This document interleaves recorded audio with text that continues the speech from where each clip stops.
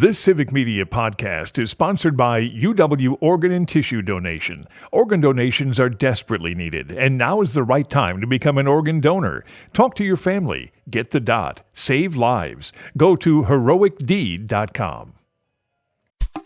This is your WLAK Daily News Roundup for Lake Air, 107.5 FM and 1260 AM in Amory.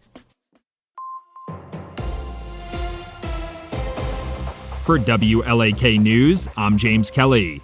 The Shell Lake Fire Department is warning residents of an ice ridge that's formed on Shell Lake. Officials say the ice ridges can form with the lack of snow and temperature variations, creating an unstable ice sheet that could prove dangerous for residents who enjoy ice fishing. The naturally occurring phenomenon has been known to be especially troublesome for vehicle operators on frozen lakes, as they can be difficult to spot and can go on for over a mile. This ice ridge begins near Scout Island and continues north towards the beach house.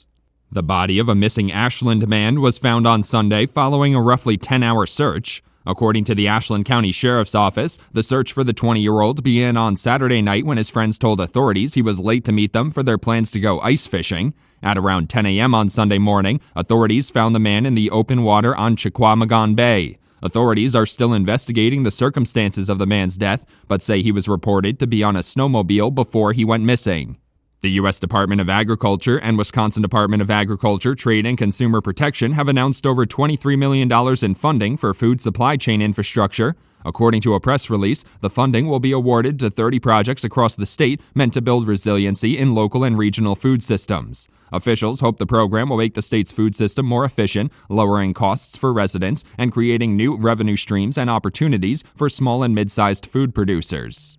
Barron County officials are reminding residents that real estate taxes are due in the next couple of weeks. According to County Treasurer Samantha Sommerfeld, Barron County only collects taxes for the town of Almena and delinquent taxes from the year prior. Residents will need to pay their real estate taxes directly to their town, village, or city by January 31st if they want to avoid the added cost of interest and penalty charges.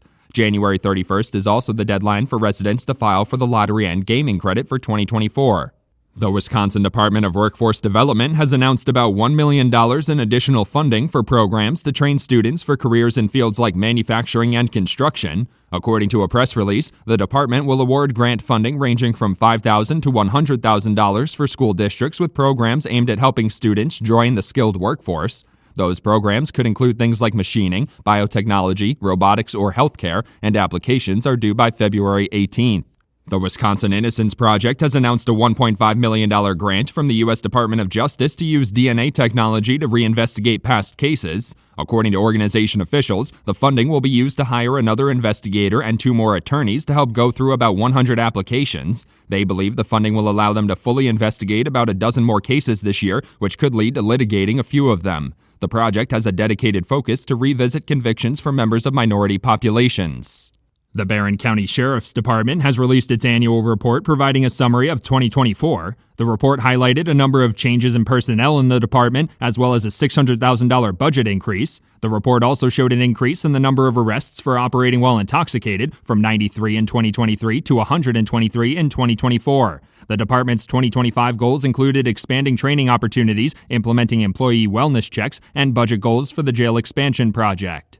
The Washburn City Council has selected a plan for the future of Hillside Park after receiving input from community members. At their last meeting, the City Council decided to follow the plan most recommended by residents at their January 13th meeting, which will include renovating the existing tennis courts, adding a picnic pavilion, parking, and an ADA-accessible walkway, and improving the playground and basketball court. One of the other plans called for the construction of a multi-use court, which residents expressed maintenance concerns with.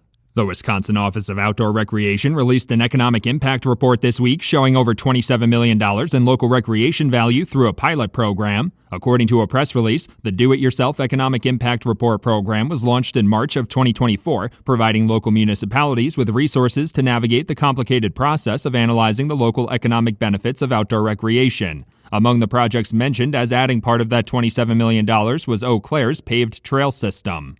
Governor Tony Evers and the Wisconsin Department of Transportation have announced over $141 million in quarterly aid payments for local road and community projects. According to a press release, the first quarter payments will go towards general transportation aids, connecting highway aids, and expressway policing aids. The payments help local municipalities offset the cost of construction and maintenance for their local roadways, with $540 million of payments expected in total this year.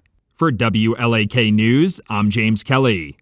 The Bucks extend their winning streak. Hi, I'm Mike Clemens with sports. NBA, the Milwaukee Bucks with another decisive win at home, 123-109 over the 76ers. Giannis Antetokounmpo led with 35 points, but he pointed out that Philadelphia was shorthanded. No Paul George, Kyle Lowry, Joel Embiid, all out with injuries for the 76ers. Therese Maxey had 37 points for Philly. I got to give them credit. They played hard. They didn't have their main guys, so the guys that came in played extremely hard, played together, they made shots, so that's why they were able to have a chance to stay out in the game. And the leader of their team, Maxey, played incredibly. He was facilitating, he was being aggressive, he was getting downhill.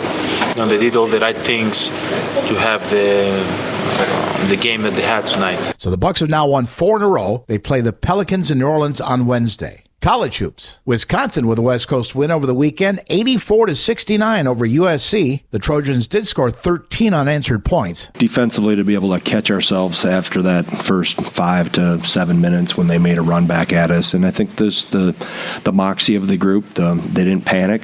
I think that's what makes this team really, really good, is that we have a lot of pieces and a lot of weapons. That's Badgers head coach Greg Gard with Sports. I'm Mike Clemens. On your entertainment beat, I'm Pete Schwaba. What happens in Vegas might stay in Vegas, at least for a little while, like country music artist Kenny Chesney, who will have a residency at the Sphere, which Chesney says is a whole new way of rocking fans. Previous residencies at the Sphere include U2, Fish, and the Eagles. Chesney said he agreed to the gig after seeing a U2 concert film at the venue, saying the experience was all-consuming. Chesney will perform at the Sphere this coming May 22nd through June 14th. For fans of the show Severance, the waiting is over. Season 2 finally premiered last Thursday night on Apple TV after a 3-year wait. The sci-fi thriller has a stellar cast, which includes Britt Lower, Patricia Arquette, John Turturro, and Christopher Walken. New episodes drop on Apple TV on Thursday nights at 2 a.m. Central Time. Set your alarm or get the coffee going, folks. Hollywood is still mourning the loss of director David Lynch. Tributes have inundated social media the last several days for the Oscar-nominated creative force behind Eraserhead, Blue Velvet, Lost Highway, The Elephant Man, and The Straight Story. Lynch's colleagues are also paying tribute. Sopranos creator David Chase says no one who creates a long-form drama on TV was not influenced by Lynch's iconic Twin Peaks. Lynch was a one-time Wisconsin resident and passed away last Thursday at the age of 78. Speaking of Lynch, actor Kyle MacLachlan says he owes his entire career to David Lynch. The director cast the now 65-year-old actor in Blue Velvet and also made him the lead actor in Twin Peaks. MacLachlan called David Lynch the most authentically alive person he's ever known. That is some serious praise. The third installment of the 28 Days franchise, titled 28 Years Later, opens in June 2025. Sources say despite the new chapter's $75 million budget, part of the new film was shot on an iPhone 15. This would make 28 Years Later the most expensive film ever to use smartphone technology, at least for cinematic purposes. We've come a long way since movies used to use flip phones. Just a little over a year ago, in late 2023, Norman Lear was being praised by everyone in Hollywood after his death at 101 years old. But Sally Struthers, who played Gloria on All in the Family, says that she was not a huge fan of Lear. During a recent appearance on the Let's Talk About That podcast, the 2-time Emmy winner says Lear told her she was only cast because she had blue eyes and a fat face like Carol O'Connor, who played her father, Archie Bunker, on the show. Words hurt, even with 2 Emmys and a big bank account. For more showbiz fun, tune into Nightlight with me, Pete Schwaba, weeknights from 6 to 8 p.m. on the Civic Media Radio Network. Partly cloudy and cold today. Our high 6 below zero with a wind chill to minus 30 for a good chunk of the day tonight. Tonight down to 20 below zero for a low with a wind chill pushing minus 40. Tomorrow, sunny and a little warmer with a high of 2 above. I'm meteorologist Sean Cable. Outside now, 19 below. That's your WLAK Daily News Roundup from Civic Media. Subscribe to this podcast on Spotify, Apple, or wherever you find your podcasts. Find more news at lakeair.radio. The national news cycle never stops, but it can be hard to find news about your local community. Civic Media is dedicated to providing quality local and state news coverage across Wisconsin. With the Civic Media app, you can get notifications about local stories that matter to you and your community. Find the free Civic Media app in your phone's app store and choose notifications from the menu to tell us what kind of news you want to hear about.